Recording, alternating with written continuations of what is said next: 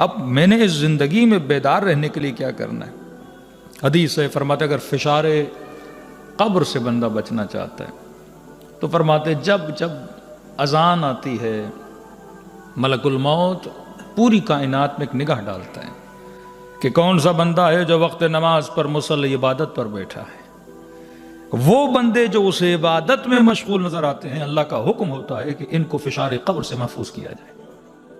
اور وہ بندے جو عبادت میں نظر نہیں آتے، مطلب جو غافل ہیں، جو بیدار نہیں ہیں، جو مقصد زندگی کو سمجھ نہیں پا رہے، فرماتے ہو فشار قبر سے دوچار ہوتے ہیں۔ دوسری روایت فرماتے ہیں اگر بچنا چاہتے ہو اس فشار قبر سے تو کم از کم ہر نماز واجب کے بعد 2 آیتیں نہیں تو 4 آیتیں نہیں تو 6 آیتیں ہیں، منیمم بھی جتنا ہو سکے قرآن کی تلاوت کیا کرو۔ یہ تلاوت قرآن تجھے فشار قبر سے بچا دیتی ہے۔ تیسری چیز فرماتے ہیں کہ فشار قبر سے بچنا چاہتے ہو تو کبھی بھی اپنے ماں باپ کو ناراض نہ کیا کرو۔ ایک بدبختی ہمارے معاشرے میں یہ بھی ہے کہ لوگ ثواب ڈھونڈنے کے لیے بہت دور جانا چاہتے ہیں۔ مولانا زیارت کرنی ہے، مکہ جانا ہے، مدینہ جانا ہے، کربلا جانا ہے، ادھر جانا ہے، ادھر جانا ہے۔ میں کہتا ہوں جناب اگر وسعت نہیں ہے، جا نہیں سکتے، کچھ زیارتیں خدا نے تیرے گھر کے اندر رکھی ہوئی ہیں۔ یہ بھی تو حدیث ہے نا، النظر الی وجہ الوالد، والد کے چہرے کو دیکھنا عبادت ہے، ماں کے چہرے کو دیکھنا عبادت ہے۔ میں نے کہا ایک عبادت تیرے گھر میں ہے، تو اسے دیکھنے کے لیے تیار نہیں ہے۔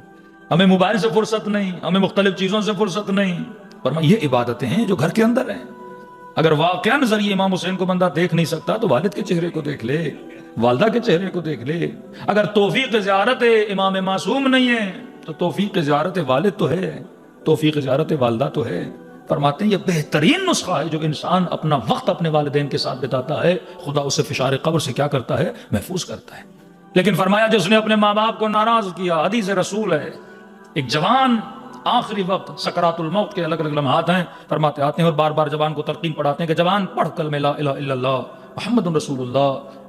لیکن گویا اس جوان کی زبانوں پہ قفل لگ چکا تھا۔ اب آپ تصور کریں، نبی کہیں پڑھو لیکن زبان کو اجازت نہیں کہ وہ کلمات کو ادا کرے۔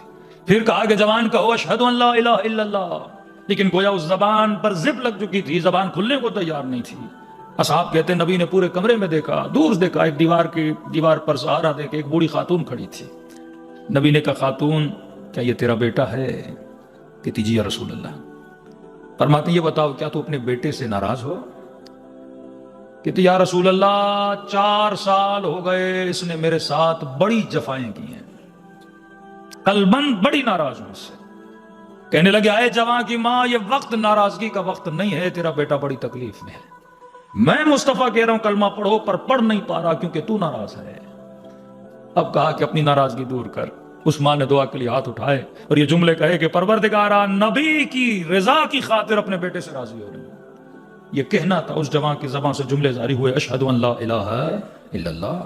بعض اوقات ہم ایسی برائیوں میں جکڑ جاتے ہیں کہ ہمیں پتہ نہیں لگتا، بعض اوقات ایسی مشکلات میں بندہ جکڑ جاتا ہے۔ تو فرمایا فشار قبر سے اگر بچنا چاہتے ہو تو ہر نماز کے بعد ایک نماز پڑھو وقت پر، دوسرا ہر نماز کے بعد تھوڑی دیر کے لیے تلاوت قرآن کرو، تیسرا یہ ہے کہ اپنے ماں باپ کے ساتھ خوش اسلوبی سے پیش آیا کرو، چوتھا یہ ہے کہ کم از کم ہفتے میں 1 دن قبرستان جایا کرو، اور وہ دن بہترین دن شب جمعہ کا دن ہے۔ کئی روایات ہیں کہ شب جمعہ مومنین کی ارواح کو دنیا میں بھیجا جاتا ہے۔